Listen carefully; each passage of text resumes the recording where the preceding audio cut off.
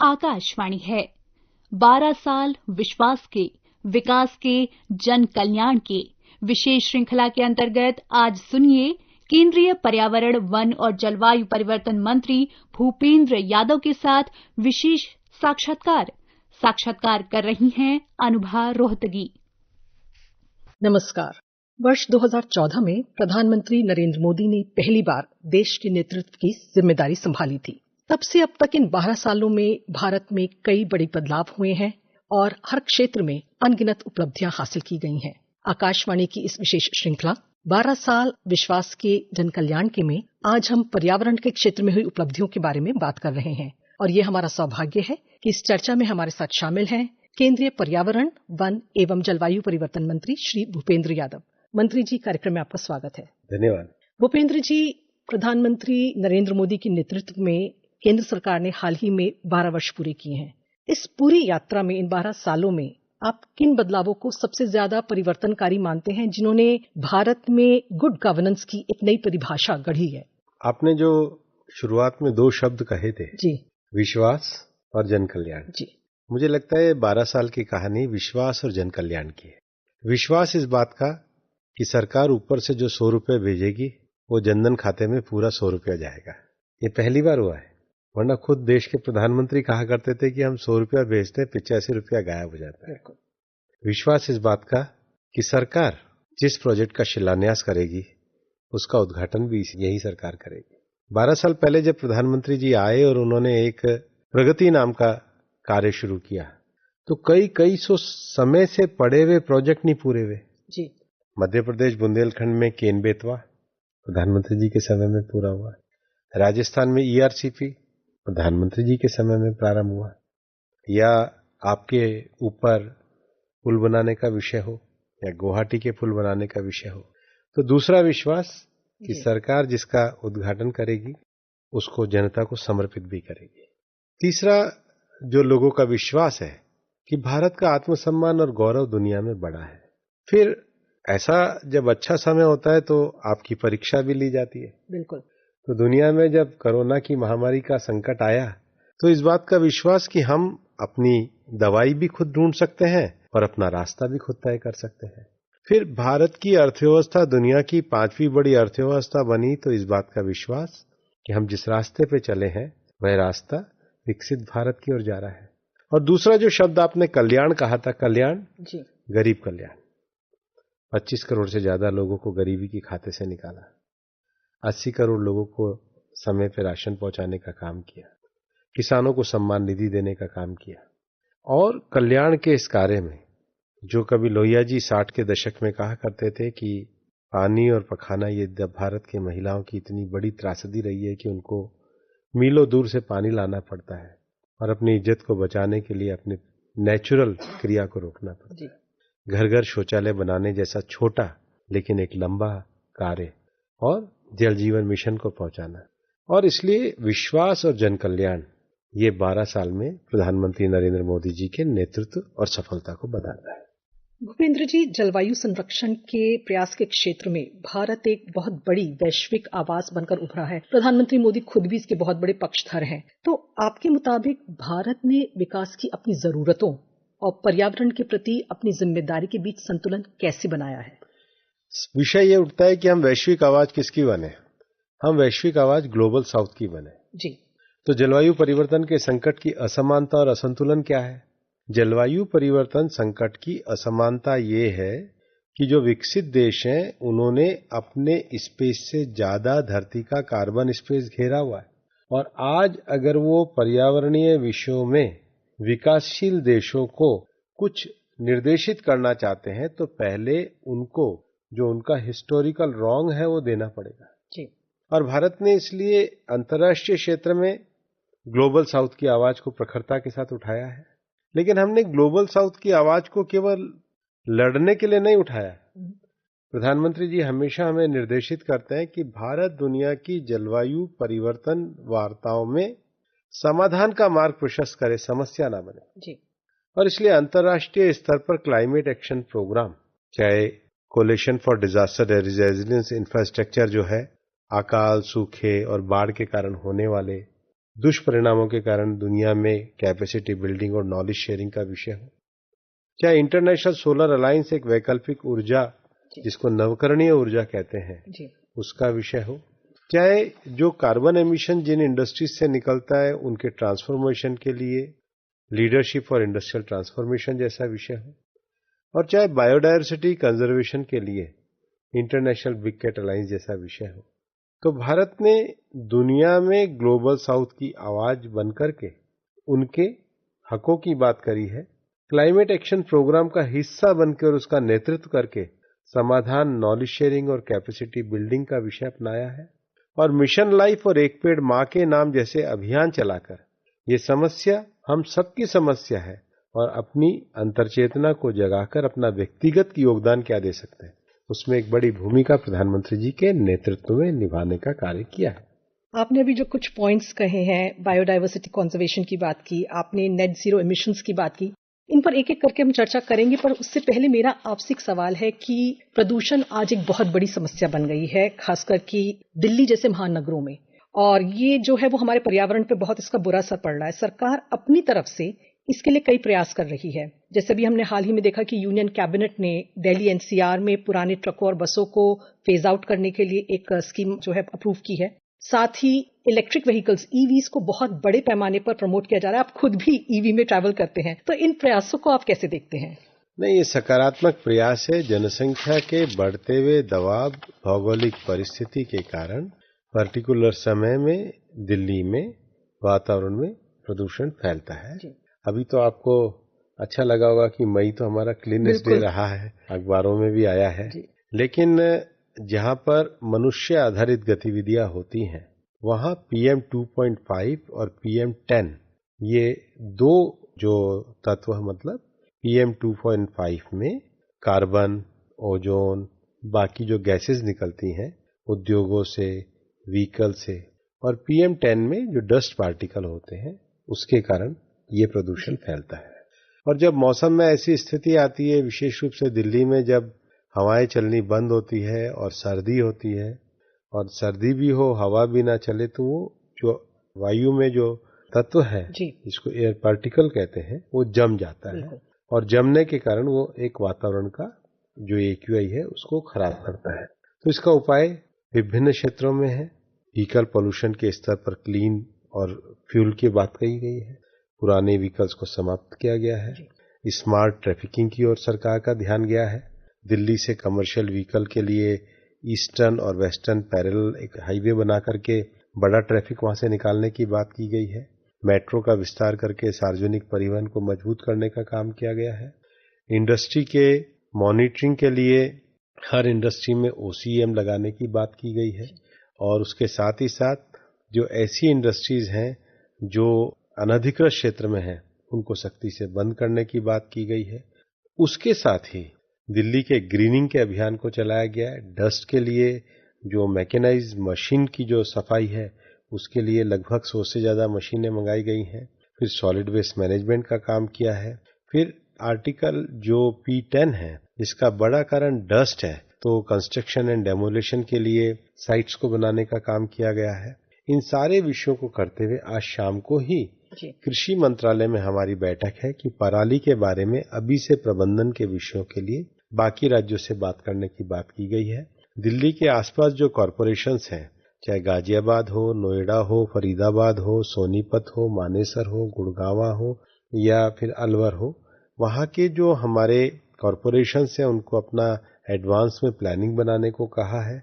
Vehicle pollution, industry pollution, dust control, construction activity, इन सब विषयों में एक अच्छे तरीके की नीति बनाने की बात की गई है, और पब्लिक के सहयोग के लिए भी इस कार्य को आगे बढ़ाया जा रहा है। जी, प्रधानमंत्री का एक संकल्प है भारत को विकसित भारत बनाना 2047 तक। इस विजन में सतत विकास यानी कि सस्टेनेबल डेवलपमेंट एक महत्वपूर्ण पिलर है। तो भारत को विकसित भारत बनाने की दिशा में आपकी मिनिस्ट्री यानी कि पर्यावरण, वन और जलवायु परिवर्तन मिनिस्ट्री जो है, मैं कहूंगी कि सबसे अहम है। इसके बारे में आप क्या कहेंगे? सबसे पहले तो सतत विकास का अर्थ है कि विकास की धारा निरंतर चलती रहे, इसमें इम्बैलेंस ना है, कंटिन्यूटी और कंसिस्टेंसी रहे।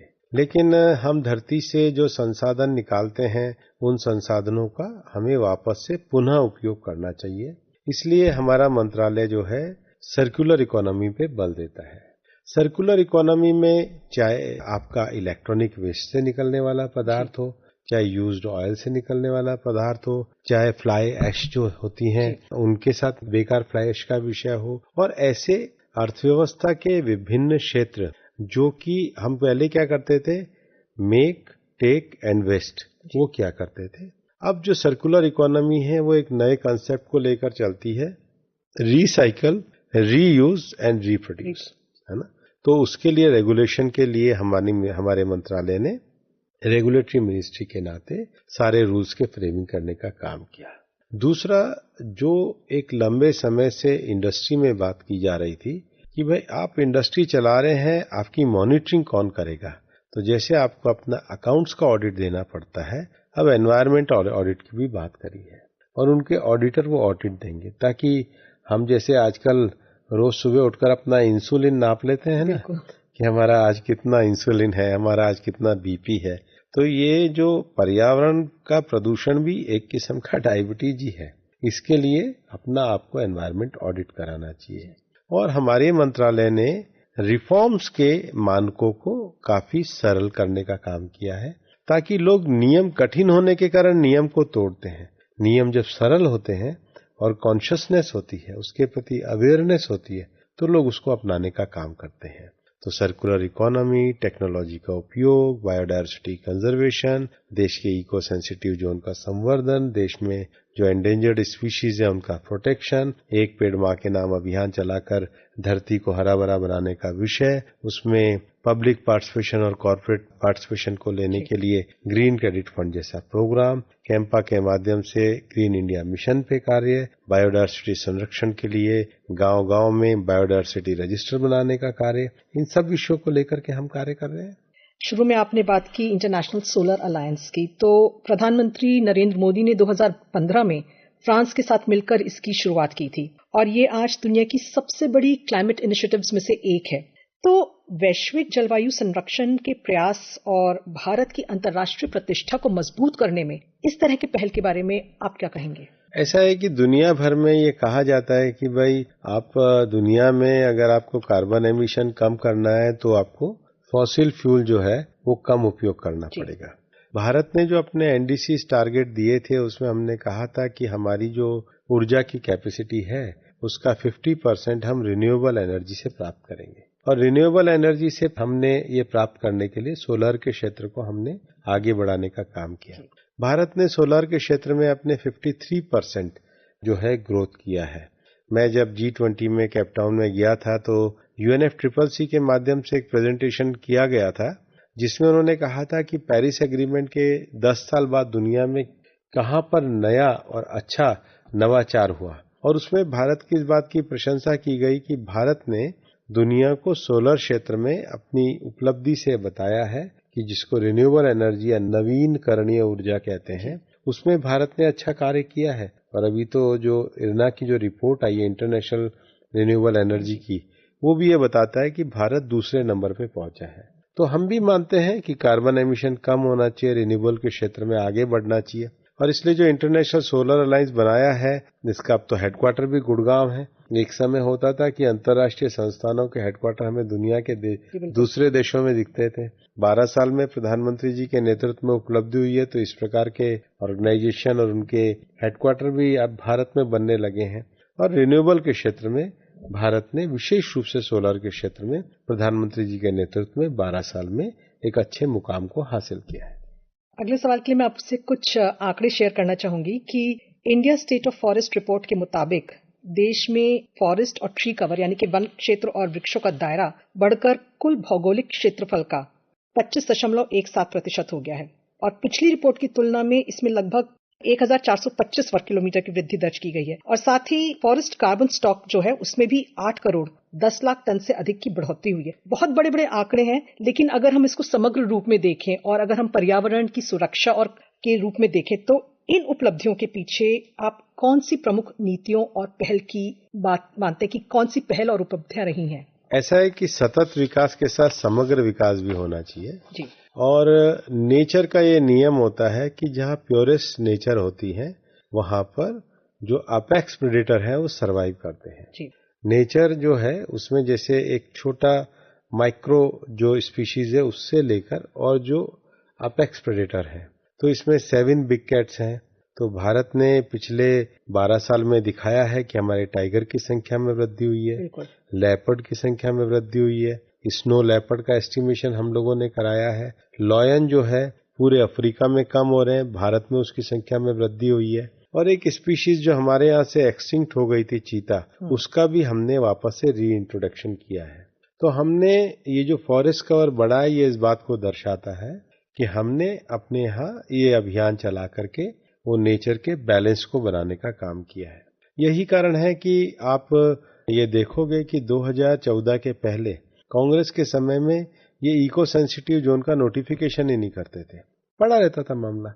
अभी अगर 2014 से और 2026 12 साल में देखेंगे तो उनकी संख्या बढ़कर 391 हो गई है, प्रोटेक्शन एरियाज की संख्या बढ़कर 509 हो गई है, जो टाइगर रिजर्व्स हैं उनकी संख्या 47 थी वो बढ़कर के 58 हो गई है, जो एलिफेंट रिजर्व हैं उनकी संख्या बढ़कर के 33 हो गई है, जो हमारी एंडेंजर्ड स्पीशीज हैं चाहे एलिफेंट हो, टाइगर हो, लॉयन हो, डॉल्फिन हो, पहली बार डॉल्फिन का एस्टिमेशन किया गया, मोर देन 6500 डॉल्फिन का हमने एस्टिमेशन किया है। उसके साथ ही साथ घड़ियाल हो, ग्रेट इंडियन बस्टर्ड हो, तो ये सारी एंडेंजर्ड स्पीशीज को बचाने का, इनके प्रोटेक्शन का, प्रिजर्वेशन का काम हम लोग कर रहे हैं। लेकिन उसके साथ ही साथ जो हमारी लोकल ट्राइब्स हैं उनके जो राइट्स हैं उसके लिए भी हम पूरी तरीके से काम कर रहे हैं। मोदी जी के नेतृत्व में सबसे ज्यादा फॉरेस्ट राइट एक्ट के तहत पट्टों के वितरण का कार्य किया गया है। ये इस बात को पूरी तरीके से दर्शाने का काम करता है कि हम अपने इकोलॉजी के क्षेत्र को आगे बढ़ाने का काम कर रहे हैं। आपने डॉल्फिन्स की बात की तो नमामि गंगे मिशन की बात करना जाहिर हो जाता है। तो जब नमामि गंगे कार्यक्रम की शुरुआत हुई थी तो उसका मकसद था गंगा को स्वच्छ करना, लेकिन समय के साथ ये बायोडायवर्सिटी कंजर्वेशन के एक बहुत बड़े और अहम मॉडल के रूप में उभरा है। हाल ही में अगर हम बात करें तो प्रधानमंत्री मोदी ने मन की बात कार्यक्रम में भी इसका मेंशन किया था। उन्होंने कहा कि नमामि गंगे मिशन के तहत देश की पहली डॉल्फिन रेस्क्यू एम्बुलेंस द्वारा एक गंगा डॉल्फिन के सफल बचाव किया गया, और उन्होंने इसे आशा की किरण बताया और कहा कि गंगा डॉल्फिन की रक्षा गंगा के पूरे इकोसिस्टम की रक्षा है। तो नदी की स्वच्छता से लेकर उसके बायोडायवर्सिटी और इकोसिस्टम के संरक्षण तक की इस यात्रा के बारे में आप क्या कहेंगे, और नमामि गंगे मिशन की सफलता को आप किस तरह देखते हैं, कितनी इंपॉर्टेंट है ये?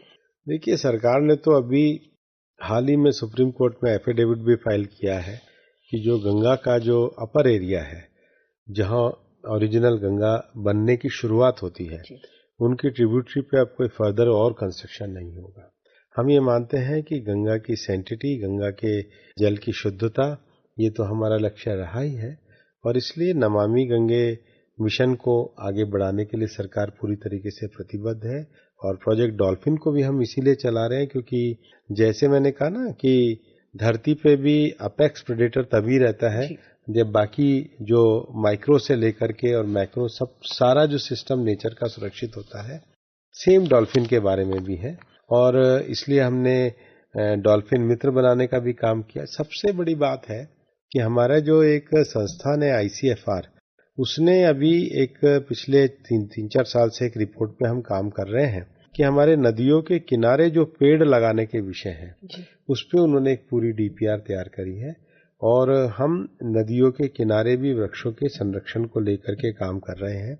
मैं कुछ दिनों पहले जो पीलीभीत से ऊपर एक जगह है कतरनिया घाट, वहाँ पे सबसे अच्छी डॉल्फिन साइटिंग भी है, और हमारे घड़ियाल के लिए भी मैं गया था।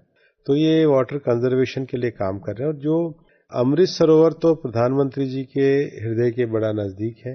अगर आप एटलस भी देखेंगे तो जो छोटे सरोवर हैं उनकी संख्या में वृद्धि हुई है, लेकिन बड़े सरोवर भी, जो बड़ी झीलें भी हैं, उनके प्रति जागरूकता के लिए हमको रामसर साइट का दर्जा दिला रहे हैं। और 2014 में जहां देश में 24 रामसर साइट्स थी, अब उनकी संख्या बढ़कर 100 हो गई।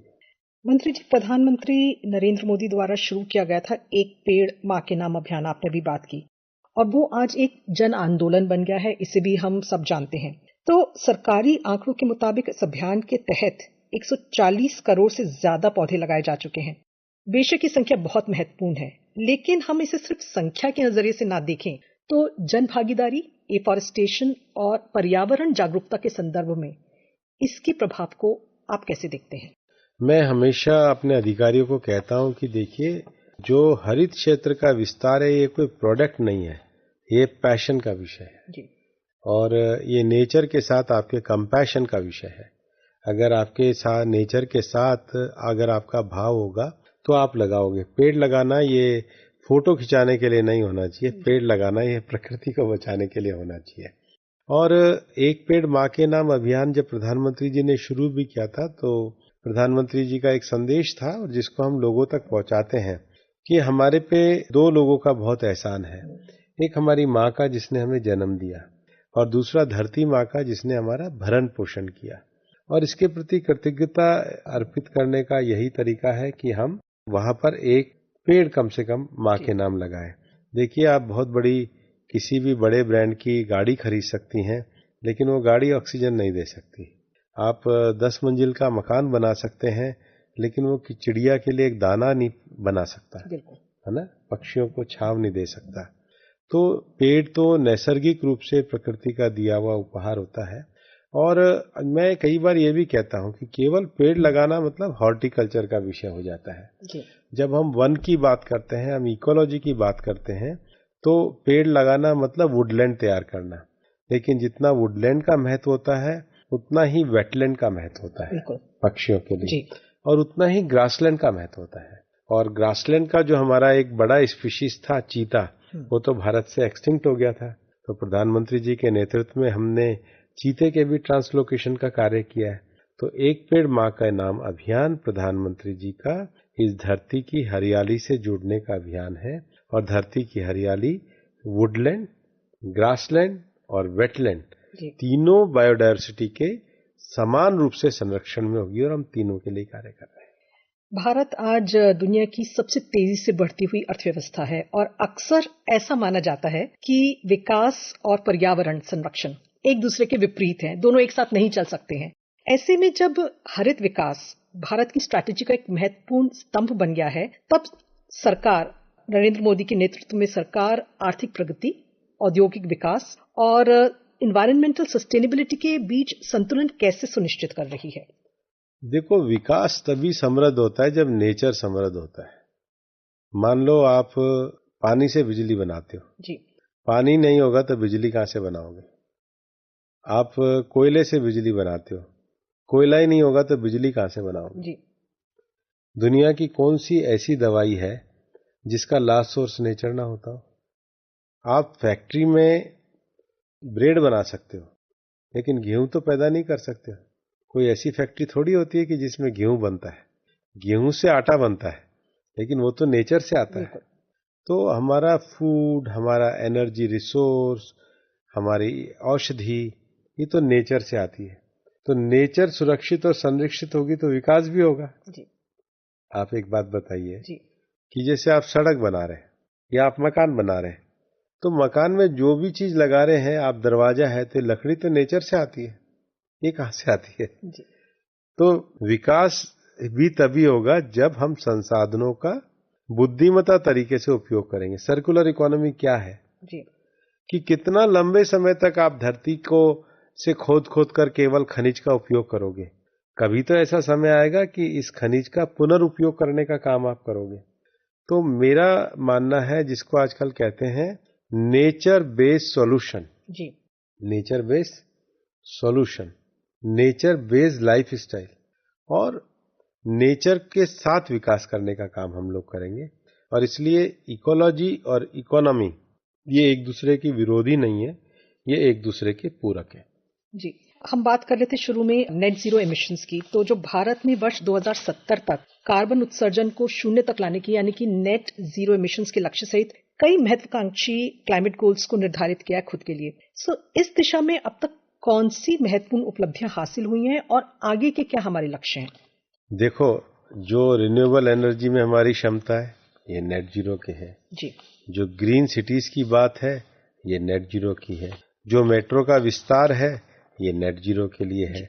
जो ईवी का विस्तार है वो नेट जीरो के लिए है। जो ग्रीन हाइड्रोजन नए एनर्जी रिसोर्स को ढूंढ रहा है वो नेट जीरो के लिए है। जो बायोफ्यूल अलायंस कर रहे हैं वो नेट जीरो के लिए है। जो सोलार की कैपेसिटी को बढ़ा रहे हैं वो नेट जीरो के लिए है। नेट जीरो का अर्थ है कि हम एक ऐसे अर्थव्यवस्था के मुकाम पे पहुंचे जो कार्बन एमिशन और कार्बन उत्सर्जन कम हो। हमारी जीवन शैली और हमारे विकास का आधार पर्यावरण अनुकूल जीवन शैली हो। और इसलिए जैसा आपने बताया कि 1477 वर्ग किलोमीटर वन क्षेत्र बढ़ा है तो वो नेट जीरो के लिए है। पर्यावरण लक्ष्यों को हासिल करने के लिए सरकार अपनी तरफ से पूरा काम कर रही है, लेकिन इसके साथ ही जो हम जब पर्यावरण की बात करते हैं, उसकी सुरक्षा की बात करते हैं, तो उसमें इंडस्ट्री का, कॉर्पोरेट जगत का कितना इंपॉर्टेंट आप एक रोल देखते हैं? अभी हमने ग्रीन क्रेडिट फंड में कॉर्पोरेट को लगाया है, उनके जो ESG है वो भी हैं। कॉर्पोरेट जगत में बात होती है, भारत में कॉर्पोरेट जगत में एक उत्साह का भाव बना है कि वो ग्रीन ट्रांजिशन की ओर जाए, अपनी इंडस्ट्री को ज्यादा एनवायरमेंट फ्रेंडली बनाए। और मैं उम्मीद करता हूं कि विकास ऐसा होना चाहिए जो लंबे समय तक चले और धरती को बचाने के लिए हो। इसलिए कई बार ये कहते हैं ना कि ये ग्रह हमें अपने पूर्वजों से उत्तराधिकार में नहीं मिला है, अपने बच्चों से उधार में मिला है जी। तो ये हरा भरा ग्रह छोड़ के जाए, वरना एक दिन जैसे आप ये कहते हैं ना कि मनुष्य ये सोचता है कि मंगल पे कभी जीवन था, तो ऐसा नहीं हो कि दूसरे ग्रह के लोग कहें कि पृथ्वी पे भी कभी जीवन था। क्योंकि आपने बच्चों की बात की, तो आखिरी सवाल मेरा आपसे यही है कि आम नागरिक और आज खासकर कि जो देश के युवा हैं, जो देश का भविष्य है, वो सस्टेनेबल डेवलपमेंट के इस अभियान में क्या योगदान दे सकते हैं? उनके लिए आपका क्या संदेश है?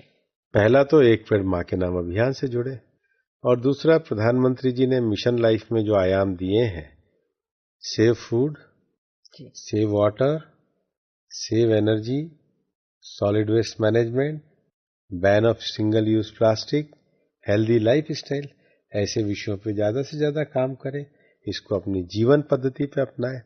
तो मिशन लाइफ को अपना जीवन का आधार बनाएं, एक पेड़ माँ के नाम लगाएं और ग्रीन टेक्नोलॉजी के विकास में अपना योगदान करें। मंत्री जी, आप आकाशवाणी के स्टूडियो में आए और पर्यावरण के क्षेत्र में पिछले 12 साल में प्रधानमंत्री मोदी के नेतृत्व में हुई उपलब्धियों के बारे में और लक्ष्यों के बारे में बातचीत की, इसके लिए आपको बहुत बहुत धन्यवाद। आकाशवाणी में बुलाने के लिए बहुत बहुत धन्यवाद। 12 साल विश्वास के, विकास के, जन कल्याण के विशेष श्रृंखला के अंतर्गत अभी आप सुन रहे थे केंद्रीय पर्यावरण, वन और जलवायु परिवर्तन मंत्री भूपेंद्र यादव के साथ विशेष साक्षात्कार। ये कार्यक्रम आकाशवाणी के समाचार सेवा प्रभाग द्वारा प्रस्तुत किया गया।